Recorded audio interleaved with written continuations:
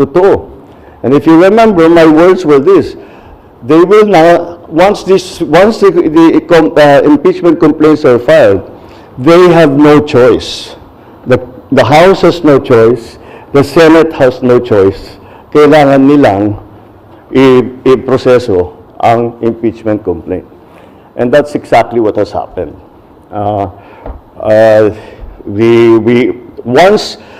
Once the impeachment complaints were filed, the House and the Senate, they have no choice. Nakatali na ang kamay nila. They have to do this. And they have to do it in recognition of the complaints that have been filed. So, yun ang nangyari ngayon. And that's why we have come to this point where the House has transmitted already the impeachment complaint to the Senate. We have heard some of the statements made by the Senate President as to how he is planning to handle it. So, we will have to see because it is many, as you've heard before, and that we heard many times during the Corona trial, these impeachment trials are sui generis. And therefore, we have to be very clear how the rules are and how it will be conducted. Yun ang naalala ko because I was also in the House and I was in the Senate during the Corona trial. Kaya I have some understanding do sa mga procedure. But anyway, that's the way I see it. That's the way that happened. And now I'll open the floor to any questions of yours. Thank you, Mr. President. First question, Ivan Marina, GMA7. Good afternoon, Mr. President. Good afternoon. While it is true na constitutional duty ng House na to act on the impeachment complaint, meron ho silang choice kung i-endorse sila o hindi. Diretsuhin ko na po yung tanong, did you have a hand in this impeachment? No, the executive cannot have a hand in the impeachment. Walang role ang executive sa impeachment. Of course, did we discuss it with the Speaker? Did we discuss it with the other congressmen? Of course. And that tinatanong, anong plano ninyo? Ano ba talagang gusto ninyong gawin? And that's it. Well, nandito na ito. Hindi na namin maiwasan. But the conventional thinking, Mr. President, is that nothing comes to pass in the House without the President or without Malacanang's blessing. Well, you give me too much credit. But again, what the House has done is clearly the mandate that they have been, the constitutional mandate that they have to proceed with the impeachment complaints. So that's why I think they're just following the procedure. And punot dulo nito na-transmit nila ang impeachment complaints sa upper house. One last point from my end, Mr. President. Kapansin-pansin na unang pumirma sa endorsement ng anak ninyo. Did he seek your advice on this, and what did you tell him? Of course, he did. And I said, it was very simple, but I told him. And he said, you know, mukhang magpipirmahan na. Well, what's your opinion? What I should do? And I told him. I said the process is begun.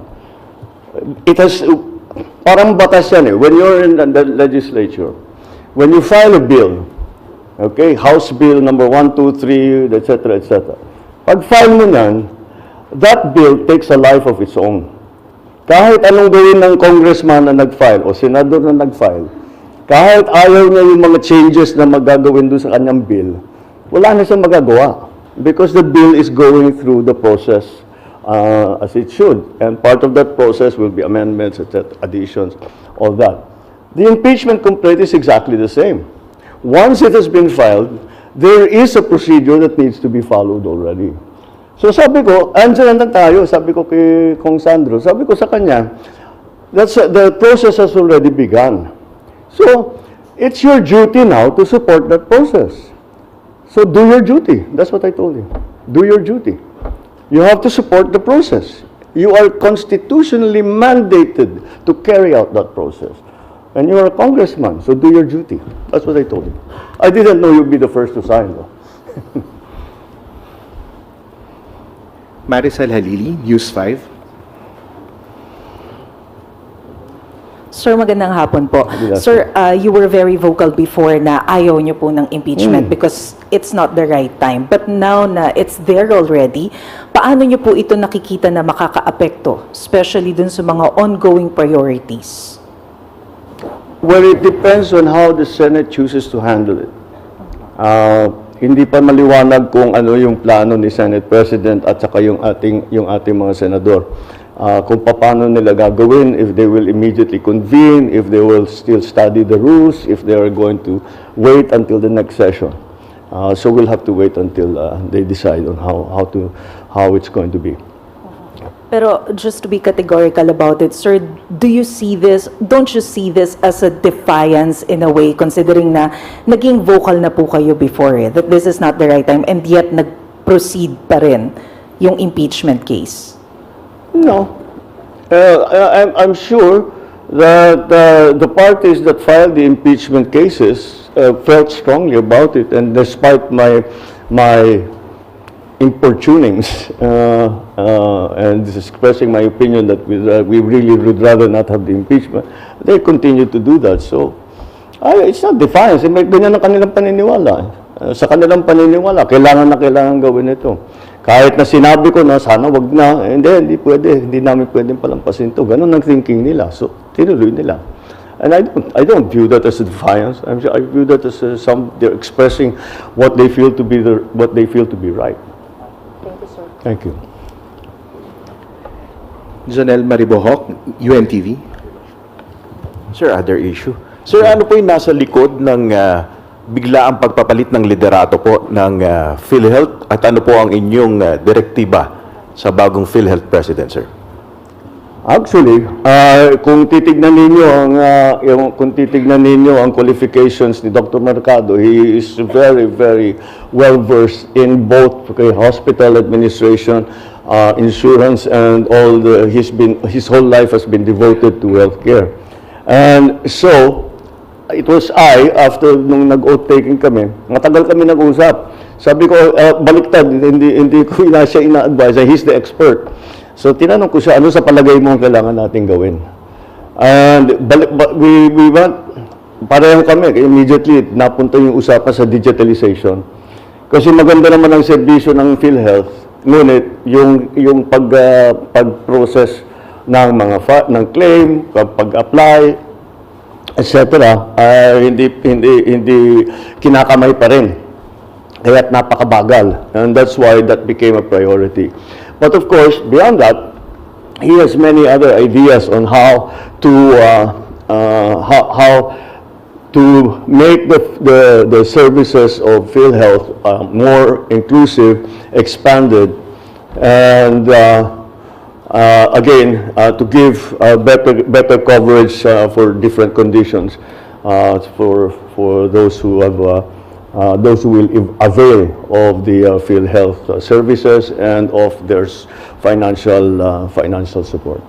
Sir, nagre-resign po ba si... At sinabi niya sa akin, sige, that's as far as I can tell you. Sabi, I'll go first, I'll go to say in a week's time, sabi niya sa akin, in a week's time, may bigyan kita ng report, much more detailed, kung ano sa palagay ko yung nakikita ko sa PhilHealth na pwedeng palitan, pwedeng palakihin, etc., etc. Sir, may we know, nag-resign po ba si Relia Desma?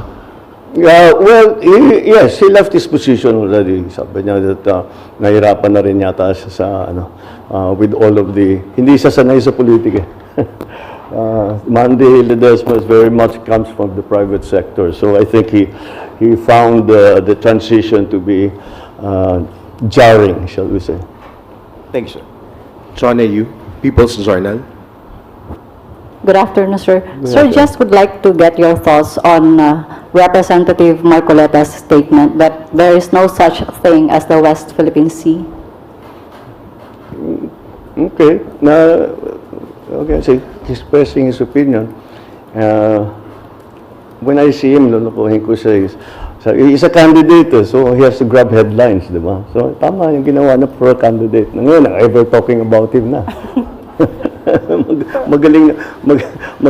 magaling talaga siya sa ganyan. Sir, yung Chinese monster ship nasa West Philippine Sea for more than a month now, how are you going to respond to this? Will you change your approach? Kasi parang hindi naman umaalis doon sa area. Well, we don't have the means na paalisin. Hindi naman, buti kung meron tayong aircraft carrier na may kasamang destroyer, frigate at saka submarine na papupuntahin natin dun para matulak silang palayo. Wala naman tayong ganun. Kung sa palakihan at paramihan lang ng barko, malayo tayo sa China.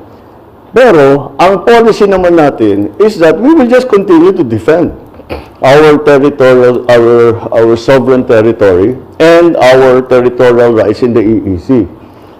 Yun lang. Kahit ano pa, ang inisip na, ano bang mission ng Coast Guard? Ano bang mission ng Navy? To protect the territorial integrity of the Philippines. So that's what they will do. They will continue to do that, no matter what any other foreign power does. That is what we will do. When we detect the presence of a foreign vessel who is beginning to intrude or coming close already to our coastal waters, papupuntahan natin ang barko. And we will challenge them. And we will make sure that they know that this is what they are doing is illegal. Of course, they will counter saying that they're doing regular peacekeeping law enforcement patrols. But they will always find, they will always find the Philippine presence. No matter what they do, kahit na kahit na banggain na yung barko natin, kahit na mag-water cannon sila, mag-laser sila, kahit kung ano pang gawin na mag-block sila, laging nandyan ang Pilipinas. We will always be there protecting our territory. We will always be there making sure our fishermen are able to exercise their sovereign rights. Nandyan lagi. That's their mission. And if their presence helps to, kasi kung minsan, napapaalis nga nila kahit yung malalaking barko, then better. Then then they will have achieved what they are supposed to do while they are patrolling our waters. Sir, last na lang from me. Sir, last week you said na you had a deal with China. Nagbigay kayo ng kondisyon sa China na you will pull out the typhoon missile if and when China will stop its aggression. Nag-respond na po ba ang China about it? No. I didn't expect them to either. Because, no, I didn't expect them to. And they haven't responded specifically. They've responded in general terms. Saying that what they do is a lawful exercise in law enforcement and all that. But no, nothing specific on the missiles, nothing specific about the reduction of tension, the reduction of the aggressive moves, and nothing like that. Wala kaming napag-usapan na gano'n. Thank you, Mr. President. Alexis Romero, Philippine Star. Good afternoon, Mr. President. No? Yes, Let me just go back to one of our interviews during one of your previous US visits sa Honolulu, Hawaii, when asked about the looming impeachment, supposedly that time, no, against Vice President Sara Duterte. No? When asked, no, you told reporters, you told us, binabantayan namin ng mabuti, this was in Honolulu, Mr. President, binabantayan namin ng mabuti because we don't want her to be impeached. She does not deserve to be impeached, so we will make sure that this is something we will pay very close attention to. So that time, apparently, you do not want her impeached. Given these recent developments, do you hold that stance still, or your position has changed? It doesn't matter what I think. It will have to go to the procedure. It will go to trial, and we will have senator judges. And they will hear the case. The prosecutors will come from the House. There will be a defense panel, and it will be a trial. It doesn't matter what I think at this point. That was my opinion. That's my opinion when I was asked that. None of this had happened yet. But I have to keep reminding you, the executive wala kaming formal role in the entire impeachment process. The executive has no formal role. If ever there's an informal role, makausap ko yung TV speaker, makausap ko yung congressman, makausap ko yung senador, si SP, makausap ko. But that's about it. But they will decide how they will proceed. Not, I don't think you can expect the congressman or the senator or the SP or the speaker to come to me, what do you want us to do? They know what they have their own way of doing things, and that's what they will implement. So siguro the most that a president can do, or any part of the department of the executive can do, is moral suasion. Wag na lang sana. Wala, that didn't work. Natuloy pa rin. So, we follow the process. Salamat po. Yeah. Raquel Bayan, Radyo Pilipinas. Hello, sir. Sir, I know co-equal branch po natin dito po, sir. I know co-equal branch po natin, sir, yung Senate. But are you planning, sir, to, personally ask the Senate kung paano po nila i-handle yung impeachment para po tayo sa executive Yung makapag-adjust? issue ng paano nila Kung paano po nila i-handle once na ma-transmit na po sa kanila yung impeachment para lang po tayo sa executive, malaman din po natin kung paano gagawin nating adjustment doon sa possible effect po sa bansa nito. doon sa Possible effect po ng impeachment sa bansa. It's not that, again, you should ask now, at least at this point, it's in the Senate. You have to ask that from the Senate. If you're going to ask about the prosecution's case, I don't know if you get an answer right now because we've only just started, but they're the ones that you should be asking. From this point on, I'm just a very interested observer. But again, I don't appear, I will not be part of it. There will be no representation from the executive. Why should there be? So, wala talagang we leave it to Congress, now specifically the Senate, to exercise their own wisdom. Eden Santos, Net 25. Mr. President, sabi niyo po ang impeachment ay hindi makapagdudulot ng kabutihan sa buhay ng kahit isang Pilipino. Nung nag-ask po ng advice sa inyo si Congressman Sandro Marcos, as a father and as a father of this nation, hindi niyo po ba naisip, na-advisean siya na gawin kanyang duty para sa kapakanan at interest ng mas nakararaming mga Pilipino, at yung kung ano po yung standing niyo na sana ay wag matuloy yung impeachment?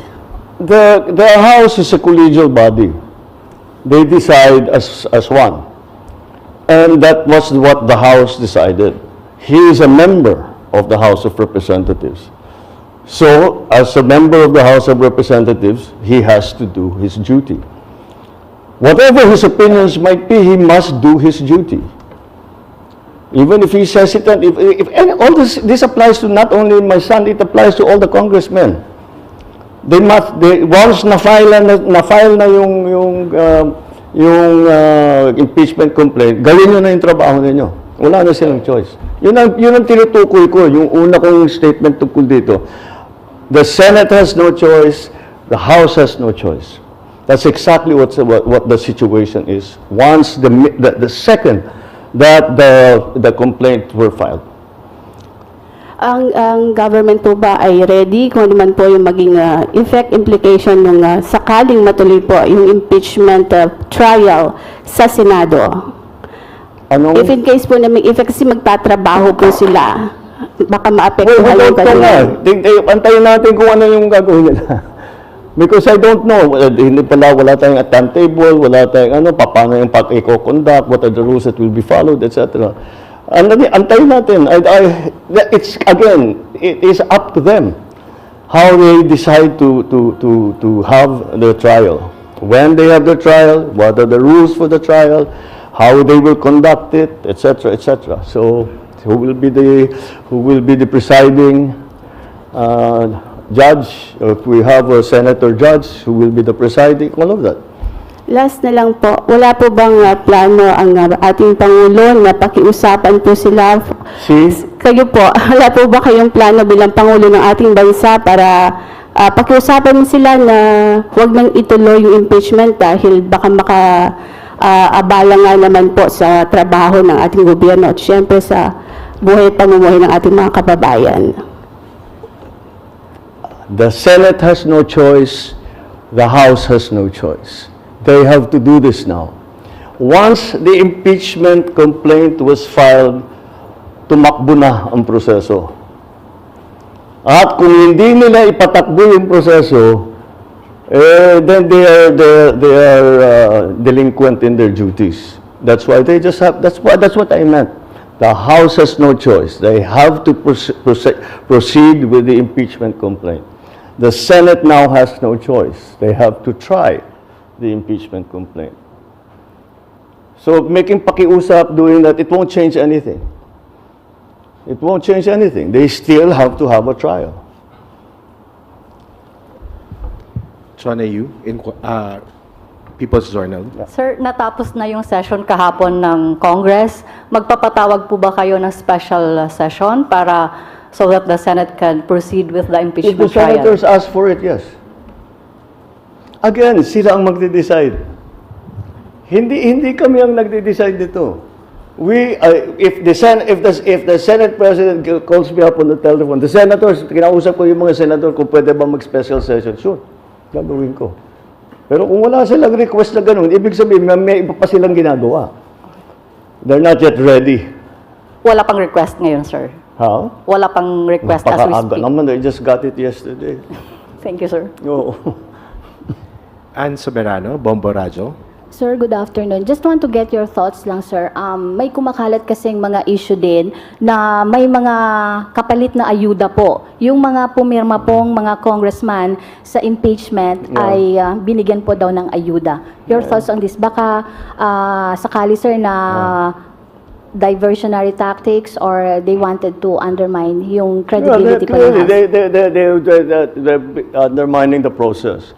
By saying that all this, that, yeah, I've heard also the assertion that may ganon. I don't think so. Overwhelming ang boto ang pumirma. At yung ano ba yung pumirma? 215. Ang pagkaintindi ko, that meron pang mga congressman na gusto sanang pumirma pero out of town. So hindi sila makapunta para pumirma. In fact, nagtatanong ang iba kung pwede e-signature. Mukhang hindi pwede kasi kailangan ka sa harap ng section at saka isusumpa at saka naka-notarize. So, but I don't think that kind of two-thirds of the Senate, 306 sila, they got 215. So just a little bit over two-thirds, hindi mo makukuha sa ganong klaseng sistema yan. I know. I've been in Congress. I don't think that way of operating would have worked. Certainly not to the extent that you get 215 signatures. Ana Badjo, GMA News Online. Good afternoon, sir. Sir, may we just get your thoughts on the statement of Representative Paulo Duterte that the impeachment was just an abuse of power and political persecution? What else would he say? Alam mo naman sabihin niya, tama lahat yan. Dapat talaga siya. It's nothing surprising. We've heard these statements from Congressman Pulong before. I just see his reaction to that. But by Pulong Duterte about Sara Duterte, so not exactly surprising. Okay? Thank you, sir. Sir, we have Richmond Quevedo from Tribune. Sir, may I ask you, do you agree that somehow your opinions or statements has influenced certain members of Congress? Like somehow, sir, parang reverse psychology, like sending a kind of signal? Well, it did because none of, like I said, wala naman sa yung sasabi kong kaalyado namin sa House ang nag-file ng impeachment. Kasi yan ang pakiusap ko sa kanila, wag na kayo mag-file ng impeachment. So, hindi sila nag-file ng impeachment. Ang nag-file ng impeachment, ibang grupo. Hindi mo masasabi yung grupo yung kaalyado ko. So, they just did what they felt was needed to be done. Thank you, sir. Thank you. Sir, Heidi Sampang, DZAS. Good afternoon, Mr. President. I know nag-i-start pa lang naman po ito, pero gaano po kaya tayo kahanda sa economic impact po ng impeachment trial at posible po kasi itong maka-slow down sa atin pong momentum? I doubt it very much. Hindi naman siguro. Wala akong nakikita magiging effect na ganun. Basta't patuloy yung ang ating pinaplano, lahat ng ating mga strategy tungkol sa investment, tungkol sa mga bagong structural changes na lagi kong pinag-uusapan. But yun lang naman ang tinitignan ng investor. So I don't think it will have any effect. Okay, thank you, sir. Yeah. Julie Aurelio, Inquirer. Good afternoon, sir. If I may recall your statement last year prior to the filing of the impeachment complaints, you said that you didn't want impeachment complaints to be filed because it would only distract legislators from doing their jobs. It will not serve or benefit any Filipino. Given that, what's your guidance to Congress so that they won't be? I do not give guidance to Congress. But how do you solve the problem of not distracting them from their job? Again, you give me far too much credit that I can tell congressmen to do this and to do that. I cannot. I do not give guidance to Congress. We are independent of each other. Of course, we talk to each other about all kinds of things. But hindi ko kaya may sasabihin, gawin mo ito, gawin mo yan, gawin. Hindi ko kayang gawin yun. And I don't even attempt to do that. So let's be very clear there. Sure, when I'm talking to them, they ask my opinion. I give them my opinion. But it's up to them to take it or not. You cannot call it guidance. But are you not afraid that it might derail your effort or it might derail priority measures in Congress because Because the Senate will be busy with the impeachment. So slowly, please. I cannot understand. are you not afraid that you were afraid before that the impeachment process might derail or might sidetrack the priority measures of your administration? Given that this is already happening, are you not fearful or afraid that it might actually come to pass? Your fears from before. What did we talk about 80% of the time today? Impeachment. It happened already. It's happening already. Imbis na pag-usapan natin ang agrarian reform, imbis na pag-usapan natin ang climate change, we're talking about impeachment. So what you're asking is I'm not afraid it's about to happen. It's happened. Look at today. Today, we're talking about impeachment the whole time.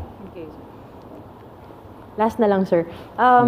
When you gave those, when you uttered those words that you're not in favor of impeaching the vice president, that happened when it was not yet filed. You made that clear, very, very clear. And yet, you did say that it is Congress's constitutional duty to let the process go, to let the impeachment process proceed as constitutionally mandated. However, the outcome is actually contrary to what you actually want, which is not to impeach the vice president. No, where is the contrary? Where is it contrary to what I said? Because you don't. Your thoughts was you do not want the vice president to be impeached. That's what you said before. Oh, so that's Given that. Do you feel that don't you have any ill feelings towards congressmen who led to the transmittal of the impeachment articles to the Senate? The congressman with who I'll just repeat it again. Lahat ng natatawag kong kaalyado ko sa House of Representatives, wala sa kanila ang nag-file. But they signed it, sir. Huh? But they signed it. Because it's already there. Nandyan eh. Ano pang gagawin nila? And there was a very clearly a large bloc in Congress, at least 215, who wanted to sign the impeachment. They did not file a case because I asked them not to.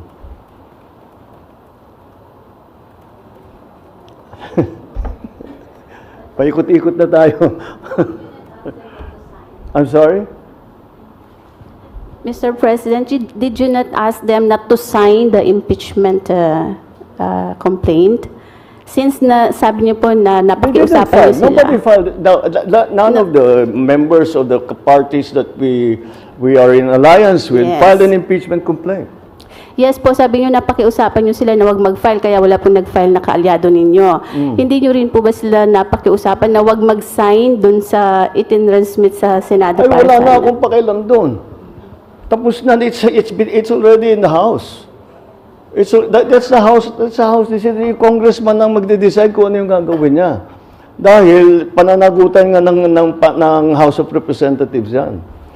You keep, there's this constant implication that I am somehow giving instructions and making utos do this and do that and do that. That's not the case at all. That's not how it works. Not at all. Not at all. Thank you very much, Mr. President. All right? Okay na tayo. Oh, sige. Thank you. Okay, see you next month.